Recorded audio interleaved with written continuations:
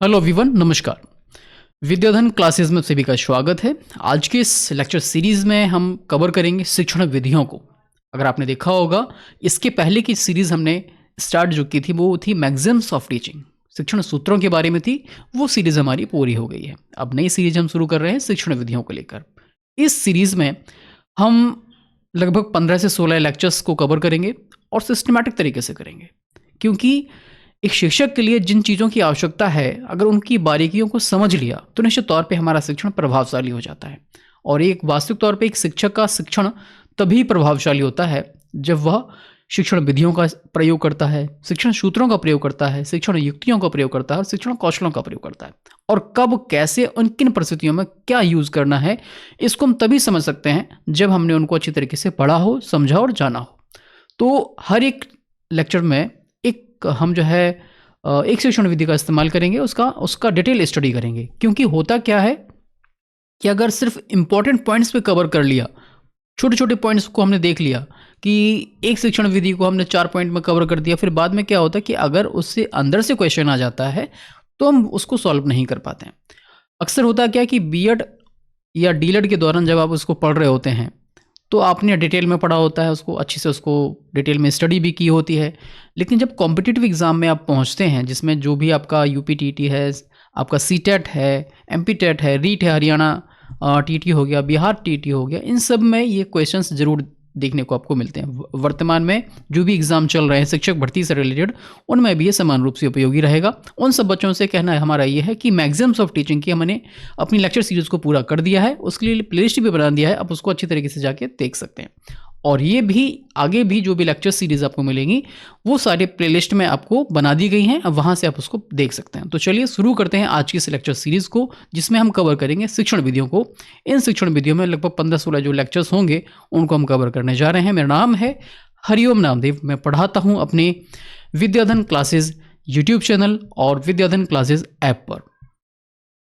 आज की इस लेक्चर सीरीज़ में हम कवर करेंगे पाठ्य पुस्तक विधि के बारे में।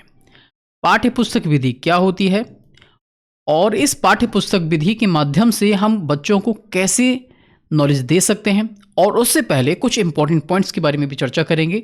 चलिए शुरू करते हैं। तो सबसे पहले हमें जानना ये जरूरी है जो शिक्षण विधियां हैं वो क्या हैं, इस पर सबसे ज़्यादा काम किसने किया। तो उस आधुनिक शिक्षण शास्त्र में, या जिसे मैथोडोलॉजी कह सकते हो, इसका उद्गम जो है जॉन एमोस कमेनियस के महान ग्रंथ ग्रेट डायडैक्टिक में देखने को मिलता है। ये इंपॉर्टेंट पॉइंट है एग्जाम की दृष्टि से, खासकर उन लोगों के लिए जो वन डे एग्जाम देते हैं टीचिंग से रिलेटेड। याद रखिएगा, जॉन एमोस कमेनियस, जो कमेनियस महोदय थे, उनकी जो प्रसिद्ध ग्रंथ है या पुस्तक है ग्रेट डायडैक्टिक, इसमें इन्होंने जो है शिक्षण शास्त्र से रिलेटेड बहुत सारी जो है अपने एक तरीके से कह सकती हो कि इन्होंने अपने उसमें विचार प्रस्तुत किए हैं। इस ग्रंथ में इस तथ्य पर बल दिया गया कि जो इंस्ट्रक्शंस है वो प्राकृतिक क्रम में श्रेणीबद्ध और व्यवस्थित किया जाना चाहिए। कहने का तात्पर्य जो भी हम बच्चों को सिखाना चाहते हैं वो सिस्टमैटिक होना चाहिए। अगर वो सिस्टमैटिक है तो उनके दिमाग में वो चीज़ें बैठ जाती हैं। अगर सिस्टमैटिक नहीं होगा तो उनको समझाना बड़ा मुश्किल होता है। कि जैसे कि आपने कहावत सुनी होगी, कहीं की ईंट कहीं का रोड़ा, भानुमती ने कुनवा जोड़ा। तो कहने का मतलब है कि हमने कुछ भी करके, कैसे भी करके हमने कुछ बना दिया, तो वास्तविक तौर पे ये जो है व्यवस्थित चीज़ नहीं होती है। हाँ ठीक है, कभी कभी तो चल जाता, पर वास्तविक तौर पे एज अ टीचर हम लोगों को सिस्टमैटिक तरीके से ही चीज़ों को उनका अनुसरण करना चाहिए, तभी बच्चे उसका अनुकरण करते हैं। अनुसरण और अनुकरण में यही डिफरेंस है कि हम पहले बच्चे क्या करते हैं, अनुसरण की जगह अनुकरण ज़्यादा जल्दी करने लग जाते हैं। जो कमेनियस थे उन्होंने कहा कि शिक्षक को अपना अध्यापन कार्य करते समय छात्रों की ज्ञानेंद्रियों को जागृत करके ज्ञान और समझदारी का विकास करना चाहिए। कहने का तात्पर्य जब बच्चों की जो ज्ञानेंद्रियां हैं उनको सही तरीके से यूज़ वो बच्चे करेंगे तो निश्चित तौर पे वो जो है ज़्यादा समय तक उनकी मेमोरी में रहने वाला है। अगर एडगर डेल की अनुभव त्रिकोण की भी बात करें, अनुभव कोण जो उन्होंने बनाया था, उन्होंने कहा था कि जितनी ज़्यादा इंद्रियां अध्यापन शिक्षण के मतलब अधिगम के दौरान बच्चे की जागृत होती हैं, जागृत का मतलब वो यूज़ कर रहा होता है, तो उतनी ही ज़्यादा संभावना रहती है अधिक समय तक कोई भी विषय वस्तु को याद रखने की। अगर आप सिर्फ सुन रहे हैं और देख नहीं रहे हैं, किसी विषय वस्तु को देख नहीं पा रहे हैं, तो हो सकता है कम ही समय तक याद रख पाएँ। आप उसको देख भी रहे हैं, सुन भी रहे हैं और अनुभव भी कर रहे हैं, तो क्या होगा कि मैक्सिमम टाइम तक आप उसको याद कर पाएंगे, उसको याद रख पाएंगे। रूसो का जो महान ग्रंथ था एमिल, उसमें प्रगतिशील शिक्षकों के लिए एक आधारभूत पृष्ठभूमि प्रदान की गई थी और इसमें बताया गया था जो नेचर है और मानव और वस्तुएं ही किसी भी व्यक्ति के लिए शिक्षक का कार्य करती हैं। जो नेचर में हम देखते हैं, जो मनुष्य आसपास हमारे पास होते हैं, जो वस्तुएं हमारे आसपास होती हैं, वे हमारे लिए शिक्षक का काम करती हैं। कहने का तात्पर्य जो नेचर में, दृष्टि जगत में दृष्टिगोचर जो हो रहा है, वही हमारे लिए शिक्षक का कार्य करता है। रूसो ने एमिल में ही अपनी पुस्तक में बताया था। यहाँ से एक क्वेश्चन तो ये बन गया कि रूसो की महान ग्रंथ का नाम क्या था? एमिल। और रूसो ने जो शिक्षकों के लिए बात कही थी वो यही कहा था कि दृष्टिगोचर में, इस जगत में जो भी दिख रहा है, वे सभी शिक्षक के रूप में ही हैं। इनसे सीखने के लिए विभिन्न सिद्धांतों को उन्होंने जो है प्रतिपादित किया। उन्होंने कहा कि बच्चे को हमें क्या करना चाहिए? लर्निंग बाई डूइंग के माध्यम से सिखाना चाहिए, लर्निंग बाई एक्सपेरिमेंटेशन के माध्यम से सिखाना चाहिए, लर्निंग बाई उसको जो ऑब्जर्वेशन के माध्यम से उसको सिखाने का प्रयास करना चाहिए। अगर ऐसा करते हैं तो हम जो है बच्चे को और भी ज़्यादा नेचर के नज़दीक ले जाएंगे। होता क्या है कि जब बच्चा खुद करता है, खुद अपनी इंद्रियों का अनुभव इंद्रियों के आधार पर अनुभव करके सीखता है, तो वो चीज़ें उसकी मेमोरी में ज़्यादा समय तक रहती हैं। ठीक है ना? चलिए आगे बढ़ते हैं। रूसो के जो शिष्य थे पेस्ट्रोलॉजी, उन्होंने जो है अनुदेशन को मनोवैज्ञानिक बनाने पर जोर दिया। याद रखिएगा, बहुत इंपॉर्टेंट पॉइंट है ये। रूसो के जो शिष्य जो पेस्ट्रोलॉजी थे, उन्होंने क्या किया? इंस्ट्रक्शंस को हम साइकोलॉजिकल तरीके से यूज़ करें। जो आदेश हम बच्चों को दे रहे हैं, जो अनुदेशन हम बच्चों को पहुंचा रहे हैं, उसको क्या करें? हम मनोवैज्ञानिक तरीके से उसको बदलने का, उसको जो है अपने अनुदेश, कहने का तात्पर्य कि बच्चे को जो भी हम समझाना चाहते हैं उसको यह ना लगे कि ये आदेश दे रहे हैं मुझे। आप दे सकते हो एज अ टीचर, लेकिन अगर आप उसको इस तरीके से प्रेजेंट करोगे साइकोलॉजिकली, तो बच्चा जल्दी से उसमें इन्वॉल्व हो जाएगा, काम करने लग जाता है। पेस्ट्रोलॉजी ने प्रतिपादित किया कि शिक्षा अंतर्निहित शक्तियों को बाहर निकालने और प्रकटीकरण की प्रक्रिया है। ये कब होगा? जब आप वास्तविक तौर पे शिक्षक बनना चाहते हो। एक होता है कि कुछ लोग करते हैं, कुछ लोग क्या करते हैं कि आईएएस की तैयारी कर रहे होते हैं या कहीं और भी कोई तैयारी कर रहे होते हैं और साइड में अपना बीएड कर लिया, बीटीसी कर लिया। कई जगह से ऐसा हो जाता है। आपने क्या किया? सेकंड आपका जो है एक पत्ता है वो, कि अगर कहीं यहाँ सिलेक्शन नहीं हुआ तो वहाँ तो हम कुछ ना कुछ कर ही ले जाएंगे। तो ऐसी स्थिति में वास्तविक तौर पे आप शिक्षक नहीं बनना चाहते हैं। जो वास्तविक तौर पे शिक्षक बनना चाहता है वो सारे काम सिस्टमैटिक करता है और सारी चीज़ें अच्छी तरीके से करता है। लेकिन मैं यहाँ पर एक बात और कहना चाहता हूँ कि बहुत सारे ऐसे भी टीचर्स हैं जो आईएएस की तैयारी करना चाहते थे, पीसीएस की तैयारी कर रहे थे, लेकिन उनका वहाँ सिलेक्शन नहीं हुआ और वो टीचर बन गए और यहाँ पर भी वो अच्छा कर रहे हैं। रेयर ऑफ रेयर केस में वो बहुत अच्छा कर रहे होते हैं, क्योंकि उन्होंने देखा कि वहाँ पर वो जो समय जितना दे सकते थे वहाँ उन्होंने दिया। अब बाद में आके वो यहाँ पर बहुत अच्छा करने का वो प्रयास कर रहे हैं। आगे हम बढ़ते हैं। संपूर्ण शिक्षा शास्त्र, इस ग्रंथ को आधार बनाकर विकसित किया जाना चाहिए। पेस्ट्रोलॉजी के शिष्यों जिसमें फ्रॉवेल और हर्बर्ट ने उनकी विचारधारा को आगे बढ़ाया और शिक्षण शास्त्र में साइकोलॉजी का अधिक प्रयोग होने लगा। इसीलिए हम कहते हैं ना कि आज के समय में जो शिक्षण शास्त्र है वो मनोविज्ञान पर आधारित हो गया है कि कब क्या और कैसे करना है। उनको उन सारी शिक्षण विधियों का हमें कैसे इस्तेमाल करना होगा, जैसे कि लर्निंग बाई डूइंग हो गया, लर्निंग बाई एक्सपीरियंस हो गया, लर्निंग बाई एक्सपेरिमेंटेशन, है ना। तो ये सारी चीज़ें जो है किस पर बेस्ड हो गई? मनोविज्ञान पर आधारित हो गई। यहाँ पर हम आगे बढ़ते हैं नेक्स्ट पॉइंट की तरफ। फ्रॉवेल ने किंडरगार्टन को और हर्बर्ट ने अनुदेशन विधि को जन्म दिया। याद रखिएगा, फ्रॉवेल की जो विधि थी वो किंडरगार्टन थी और हर्बर्ट की थी अनुदेशन विधि। हर्बर्ट ने अपनी विधि में 4 पद, जिसमें देखिए ध्यान रखिएगा आगे चल के हम इसको जोड़ रहे हैं। हर्बर्ट ने अपनी जो विधि थी इसकी, हर्बर्ट की अनुदेशन विधि, इसमें उसने 4 स्टेप बताए थे। स्पष्टता, जिसे क्लियरनेस कहते हैं, दूसरा संबंध, तीसरा आपका व्यवस्था जिसे सिस्टम कहते हैं, और चौथा आपका विधि को स्थान दिया। और इनके शिष्य थे जिलर, हर्बर्ट के जो शिष्य थे जिलर, इन्होंने स्पष्टता को दो भागों में डिवाइड कर दिया। स्पष्टता को दो भागों में यहाँ डिवाइड कर दिया, जिसे प्रिपरेशन कहते हैं, प्रस्तावना, और दूसरा प्रस्तुतिकरण, प्रेजेंटेशन। अब ये जो आपके 5 पॉइंट बन गए, यही आगे चल के हर्बर्ट की पंचपदी प्रणाली बन गई। हर्बर्ट की पंचपदी प्रणाली, जिसमें हम जो है लेसन प्लान बनाते हैं 5 पदों को प्रस्तुत करके, वही हर्बर्टीय पंचपदी प्रणाली यहाँ पर तैयार हो गई, इन दोनों के जो पॉइंट्स ऐड करके, ठीक है ना। जो मैडम मोंटेसरी थी, उन्होंने जो है शिक्षण के स्थान पर सीखने पर अधिक बल दिया। उन्होंने जो है स्वशिक्षा के द्वारा, लर्निंग बाई सेल्फ लर्निंग पर ज़्यादा उन्होंने बल दिया। उन्होंने कहा कि बच्चे को स्वयं सीखना चाहिए, स्वयं उसे करने दीजिए, उसको जो है जो भी वो करना चाहता है, पर ऑब्जर्वेशन में करने दीजिए, क्योंकि बहुत सारे बच्चे ऐसे भी काम कर जाते हैं जो उसके उम्र के हिसाब से नहीं होते हैं, क्योंकि तो वहाँ पर थोड़ा सा खतरा भी रहता है। बस ऑब्जर्वेशन थोड़ा सा रखना होगा और सारी चीज़ें अपने आप होती चली जाती हैं। फ्रॉवेल ने खेल द्वारा सीखने को अपनी पद्धति का आधार बनाया। आधुनिक युग में जॉन डीवी ने अनुभव द्वारा सीखने के सिद्धांत को ज़्यादा आगे बढ़ाया। जैसे कि जॉन डीवी महोदय जो थे, उन्होंने कहा कि लर्निंग बाय एक्सपीरियंस को हम अगर सही तरीके से ले जाते हैं, उस पर उन्होंने काम किया और उसको आगे बढ़ाया। ध्यान रखिएगा, शिक्षण विधियों की इस सीरीज़ में हम जिन शिक्षण विधियों को इस्तेमाल का अध्ययन करेंगे, उसमें सबसे पहली हमारी टेक्स्ट बुक मेथड है, इसके बाद लेक्चर मेथड, फिर लेक्चर कम डिस्कशन मेथड, फिर discussion method, project method, unit method, और आगे चल के problem solving method, laboratory method, socialized recitation method, survey method, supervised study method, source method, story telling method, observation method, inductive and deductive method, और dramatic method या नाटकीय विधि। इन सभी विधियों का हम इस्तेमाल करेंगे और इनका अध्ययन करेंगे। सबसे पहले हम बात करते हैं पाठ्य पुस्तक विधि के बारे में।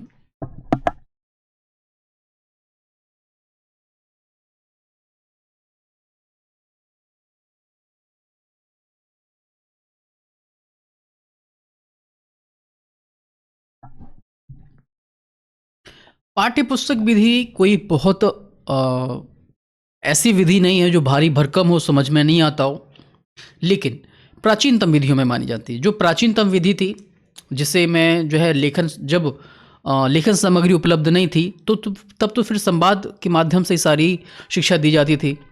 और जब संवाद की विधि से जब शिक्षा दी जाती थी, तो ऐसी स्थिति में पता क्या होता था? सबसे बड़ी बात है कि बच्चा और टीचर दोनों ही एक दूसरे में घुल मिल जाते थे। घुलने मिलने का मतलब है कि अगर टीचर पढ़ा रहा है तो एकदम कॉन्सेंट्रेट होकर पढ़ा रहा है, क्योंकि उसको सारी ग्रंथ कंठस्थ हैं। बच्चा जो पढ़ रहा है वो एकाग्र होकर पढ़ रहा है। जो टीचर बता रहा है वो उसको क्या कर रहा है? अनुसरण, उसका जो अनुसरण कर रहा है, उसको सुन रहा है, समझ रहा है, और उस पर आपने देखा होगा 3 प्रकार की शिक्षण विधियां वहाँ इस्तेमाल करता था बच्चा।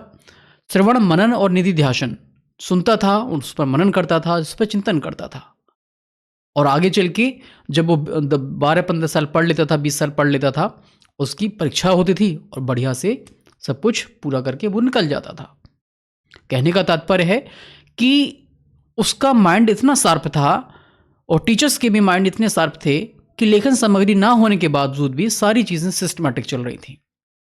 अब ऐसा क्या हुआ कि सब लोगों, जब स्थिति ऐसी आई कि कुछ समस्याएं होने लगी कि हमारा ज्ञान लुप्त होने लग गया, लेखन सामग्री विकसित हुई, तब सारे ग्रंथों को लिखा जाने लगा। और जब लिखा जाने लगा तो ऐसी स्थिति में लेखन सामग्री हमारे सामने आई पाठ्य पुस्तक विधि के रूप में।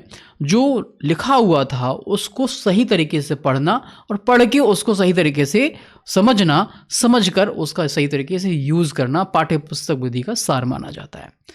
और ये बात ध्यान देने वाली बात है कि छात्र जो अनुभव करता है और ज्ञान जो प्राप्त करता है वो 2 तरीके से करता है, प्रत्यक्ष ढंग से और अप्रत्यक्ष ढंग से।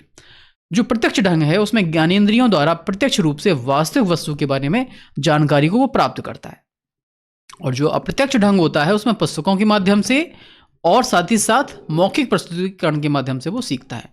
पुस्तकों के माध्यम से कैसे सीखेगा? बालक पुस्तकों को संकलित विचारों का अध्ययन करके ज्ञान की प्राप्ति करता है और दूसरों के जिसमें मौखिक प्रस्तुतिकरण में क्या करेगा, जो भी ज्ञान प्रस्तुत किया जा रहा है उसके आधार पर वो ज्ञान को प्राप्त करता है। अब यहाँ पर बात ध्यान देने वाले ये भी आ जाती है कि पाठ्य पुस्तक विधि के आधार पर 3 शिक्षण विधियों को जन्म दिया गया या उनका जन्म हुआ। पाठ्य पुस्तक विधि में सिंपल जो हम यूज कर रहे हैं वो, दूसरा है भाषण और व्याख्यान विधि, तीसरा है कहानी कथन विधि। क्योंकि आपने देखा होगा जब आप छोटी क्लास में थे तो वहां पर आपको टीचर क्या करता था,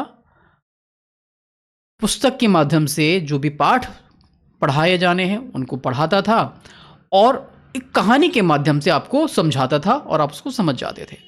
और कभी कभी वो कहता था कि बेटा आपको इस पैराग्राफ को यहाँ से लेकर यहाँ तक पढ़ के आना है, कल हम इसका वाचन करवाएंगे। उससे क्या हो रहा है कि बच्चा पहली बात तो मात्राओं का ज्ञान उसे आ रहा है, उसे सिंसियरिटी आ रही है कि जो टीचर ने दिया था वो भी मुझे काम करके आना है। तीसरा, जब उसको सही तरीके से पढ़ेगा समझेगा तो उसका कुछ सार भी निकालेगा। साथ ही साथ आगे चल के जब बच्चा पढ़ लेता है तो आगे चल के उन शब्दों का सही तरीके से प्रयोग करना सीख जाता है, उसकी व्याख्या करना सीख जाता है, व्याख्यान देने लग जाता है। कहने का तात्पर्य है कि इस तरीके से 3 शिक्षण विधियां अपने आप में निकल कर आई। जो वैशली महोदय थे उन्होंने कहा कि पाठ्य पुस्तक विधि शिक्षण की वह प्रक्रिया है जिसका तात्कालिक उद्देश्य पाठ्य पुस्तक में निहित सूचनाओं की समझदारी प्रदान करना होता है। उसका तात्कालिक उद्देश्य तो यही है कि जो पुस्तक में संग्रहित है उसको बच्चे तक पहुंचाना, लेकिन उसके दूरदर्शी परिणाम क्या हो सकते हैं। जैसे कि मान के चलिए महात्मा गांधी थे, महात्मा गांधी ने एक बार एक राजा हरिश्चंद्र की कहानी के बारे में पढ़ लिया। अब उस कहानी का प्रभाव उन पर इतना पड़ा बचपन से ही कि उन्होंने कहा कि आने वाले समय में जब भी मैं कुछ करूंगा सत्य का ही अनुसरण करूंगा। देखो, व्यक्तिगत तौर पे उनकी कौन पसंद करता है नहीं करता अलग बात है, पर एक बालक के तौर पे देखा जाए तो उन्होंने अगर इस चीज को अनुसरण किया तो बहुत से बच्चे करते हैं इस चीज को। यही बात हमें ध्यान देनी है।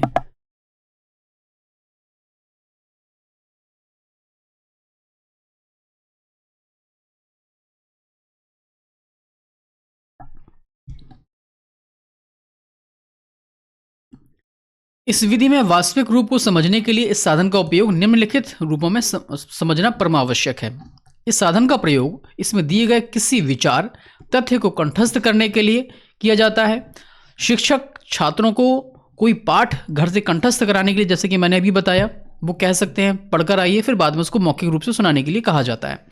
पाठ पूर्णतः रटने के लिए नहीं किया जाता। जो पाठ का वाचन वहां पर किया जाता है वो रटने के लिए नहीं किया जाता, उसको समझाने के लिए कि बच्चा जो उसे पढ़ाया जा रहा है वो समझे। इन सब बातों पर हमने यहाँ पर चर्चा कर ली है। अब यहाँ पर हम कुछ बातों के बारे में और पॉइंट पे चर्चा कर लेते हैं, जैसे कि पाठ्य पुस्तक विधि के अगर हम यूज कर रहे हैं एज अ टीचर तो उसका यूज क्या है। पाठ्य पुस्तक विधि छात्रों के अध्ययन में निपुणता बढ़ाती है और उनका पढ़ने का स्वभाव बनाती है, क्योंकि पाठ्य पुस्तक छात्रों के दृष्टिकोण से लिखी जाती है। छात्रों में स्वाध्ययन की आदत का निर्माण करती है। पाठ्य पुस्तक कार्य में व्यवस्था उत्पन्न करती है। इसके द्वारा स्मरण शक्ति का विकास भी होता है। ये इसके लाभ हो जाते हैं। अगर इसकी डिमेरिट की बात करते हैं तो डिमेरिट क्या है, ये वैज्ञानिक दृष्टिकोण उत्पन्न नहीं करती, मानसिक अंतरिक्ष को विस्तृत बनाने में असमर्थ होती है। कहने का तात्पर्य है कि जो लिखा है वही हमने उसका वाचन कर लिया, उसी को समझ लिया। हम अमूर्त चिंतन नहीं करते हैं। अमूर्त चिंतन कब करते हैं, जब एक बच्चा बड़ा हो जाता है, कुछ अन्य बातों पर विचार करता है, सोचता है, तब ये चीज़ें वहाँ पर निकल के आती हैं। इसमें यह विधि शिक्षण विधि के सूत्रों, जिसमें सरल से कठिन की ओर, मनोवैज्ञानिक से तर्क सम्मत की ओर आदि की उपेक्षा करती है। इसके द्वारा छात्रों में रटने की प्रवृत्ति उत्पन्न की जाती है और इसका प्रयोग कक्षा के वातावरण को अरुचिकर और नीरस बनाता है। यहाँ पर एक इंपॉर्टेंट पॉइंट ये निकल के आएगा कि ऐसी कौन सी विधि है जो मनोवैज्ञानिक से तर्क सम्मत की ओर का समर्थन नहीं करती या सरल से कठिन की ओर का समर्थन नहीं करती, तो वह हो जाएगी आपकी पाठ्य पुस्तक विधि। इंपॉर्टेंट पॉइंट है, यहाँ से लास्ट में ये पॉइंट निकल के आया, इसलिए मैंने इस चीज़ को ऐड किया है। ध्यान रखिएगा, जो भी चीज़ें मैं आपको लेकर आ रहा हूँ बहुत ही सारगर्भित चीज़ें हैं, इंपॉर्टेंट हैं एग्जाम की दृष्टि से, इसलिए समझ के आप इनको पढ़िएगा। और अगर वीडियो अच्छा लगता है तो वीडियो को लाइक करें, चैनल को सब्सक्राइब करें। ध्यान रखिए, अगर आप हमसे जुड़ना चाहते हैं वीडियो को लाइक करते रहिए, वीडियो को शेयर करते रहिएगा। जो भी आप वीडियो प्राप्त करना चाहते हैं किसी टॉपिक पर, तो उसको कमेंट बॉक्स में जाके कमेंट कर दीजिएगा। और हमसे जुड़े रहने के लिए चैनल को सब्सक्राइब करें, बेल आइकन को प्रेस करना ना भूलिए, क्योंकि बेल आइकन को प्रेस करने के बाद ही आपको हमारी वीडियोस की नोटिफिकेशन मिलेंगे। क्योंकि जब भी मैं कोई नई वीडियो अपलोड करूंगा, अगर आपने सब्सक्राइब नहीं किया होगा तो आप तक वो नोटिफिकेशन नहीं पहुंचेगा। और हमारे क्लासेस को ज्वाइन करने के लिए विद्याधन क्लासेस ऐप को डाउनलोड कर लें, जो कि गूगल प्ले स्टोर पर अवेलेबल है। विद्याधन क्लासेस आप लिखेंगे तो आपको हमारा एप्लीकेशन देखने को मिल जाएगा। इसका लिंक हमने वीडियो को डिस्क्रिप्शन में दे दिया है और चैनल का लिंक भी हमने डिस्क्रिप्शन में नीचे दे दिया है। आप उस वहाँ से जाके चैनल को सब्सक्राइब कर लें और एप्लीकेशन को डाउनलोड कर लें। अगर आपको वीडियो अच्छा लगा तो इसको लाइक कर दीजिएगा। मिलते हैं कल इसी समय, तब तक के लिए नमस्कार, जय हिंद।